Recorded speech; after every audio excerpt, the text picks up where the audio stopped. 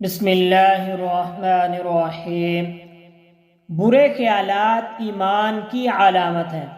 جناب رسول اللہ صلی اللہ علیہ وآلہ وسلم سے وسوسے کے بارے میں پوچھا گیا کہ دل میں کفر اور شرک کے اور فسق و فجور کے جو وسوسے آتے ہیں ان کا کیا حکم ہے؟ جواب میں آپ صلی اللہ علیہ وآلہ وسلم نے ارشاد فرمایا، ذاک محض الایمانی، یعنی یہ وسوسے خالص ایمان کی علامت ہے۔ ان سے مت گھبراؤ اور ان کی وجہ سے مایوس مت ہو جاؤ اور ان کی وجہ سے زیادہ پریشان مت ہو، کیونکہ یہ خالص ایمان کی علامت ہے۔ شیطان ایمان کا چور ہے۔ حضرت حاجی امداد اللہ صاحب مہاجر مکی رحمۃ اللہ علیہ نے اس کی تشریح کرتے ہوئے فرمایا، یہ وسوسہ شیطان کا عمل ہے، کیونکہ شیطان ہی انسان کے دل میں یہ وسوسہ ڈالتا ہے، اور شیطان ایمان کا چور ہے۔ یہ تمہارے ایمان پر ڈاکہ ڈالنا چاہتا ہے۔ چور اور ڈاکو اس گھر میں ڈاکہ ڈالے گا جس گھر میں دولت ہو۔ اگر دولت ہے ہی نہیں تو پھر ڈاکو ڈاکہ کیوں ڈالے گا؟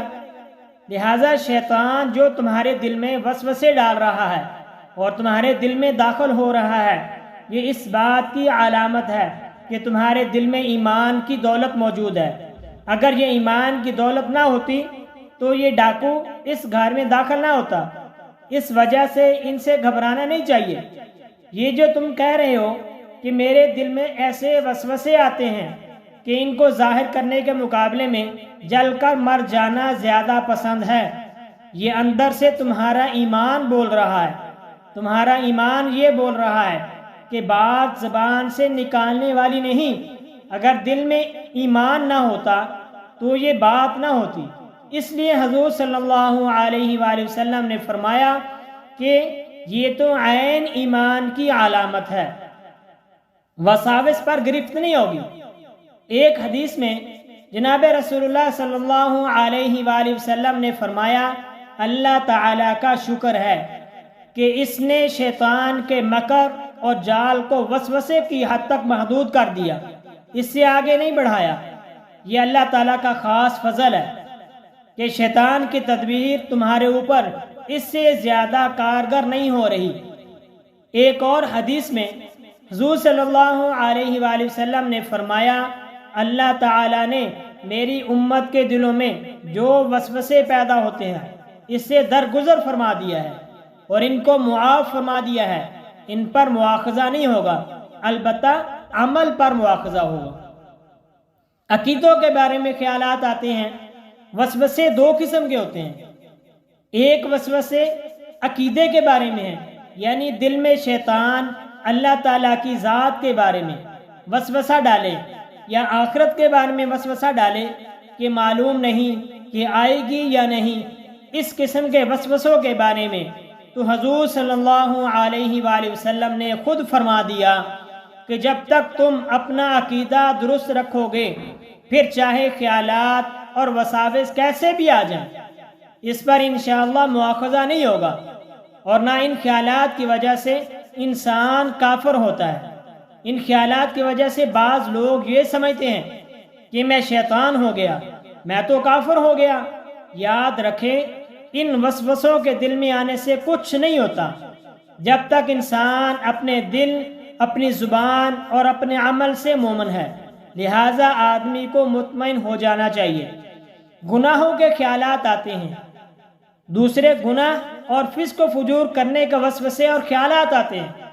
مثلا دل میں یہ خیال آتا ہے کہ فلاں گناہ کا ارتکاب کر لوں یا فلاں گناہ کر لوں، یا کسی گناہ کی طرف طبیعت مائل ہو رہی ہے اور اس کی طرف کشش ہو رہی ہے۔ ان کے بارے میں اللہ تعالیٰ نے فرما دیا کہ اگر محض دل میں خیال آیا ہے تو اس پر انشاءاللہ کوئی مواخذہ نہیں ہوگا جب تک اس خیال اور وسوسے پر عمل نہ کر لو گے۔ لہٰذا جب گناہ کے تقاضے اور داعیے پر عمل کر لو گے تو یہ قابل مواخذہ اور قابل گرفت ہے۔ اور جب بھی کسی گناہ کا خیال یا وسوسہ آئے کہ فلاں گناہ کر لوں تو اس کا فوری توڑ یہ ہے کہ فوراً اللہ تعالیٰ کی پناہ مانگو کہ یا اللہ، میرے دل میں اس گناہ کا خیال آ رہا ہے، میں اب کی پناہ چاہتا ہوں، آپ مجھے اس گناہ سے بچا لیجئے اس طرح اس خیال اور وسوسے کا توڑ ہو جائے گا۔ برے خیالات کے وقت کیا کیا جائے؟ حضرت یوسف علیہ السلام کا واقعہ قرآن کریم میں مذکور ہے کہ آپ آزمائش میں مبتلا ہوئے اور اس آزمائش کے نتیجے میں ان کے دل میں بھی گناہ کا کچھ وسوسہ آیا، اس لیے کہ بہرحال آپ بھی انسان تھے، لیکن اس وقت آپ نے اللہ تعالیٰ سے یہ دعا فرمائی وَإِلَّا تَصْرِفْ عَنِّي كَيْدَهُنَّ أَصْبُ إِلَيْهِنَّ وَأَكُن مِّنَ الْجَاهِلِينَ، یعنی اے اللہ اگر آپ ان عورتوں کے مکر کو مجھ سے دور نہیں کریں گے تو میں بھی تو ایک انسان ہوں، ان کی طرف مائل ہو جاؤں گا اور جاہلوں میں سے ہو جاؤں گا، لہٰذا ان عورتوں کے مکر کو مجھ سے دور کر دیجئے۔ جب بھی گناہ کا خیال یا گناہ کا وسوسہ اور داعیہ دل میں پیدا ہو تو فوراً اللہ تعالیٰ کی طرف رجوع کر کے اس سے پناہ مانگ لو کہ اے اللہ اپنے فضل و کرم سے مجھے اس گناہ سے محفوظ رکھیے، اور اس وقت اپنی ہمت کو تازہ کر لو کہ میں گناہ کے اس داعیے پر عمل نہیں کروں گا۔ اگر یہ کر لو گے تو پھر انشاءاللہ یہ خیالات اور وسوسے کچھ بھی نقصان نہیں کریں گے۔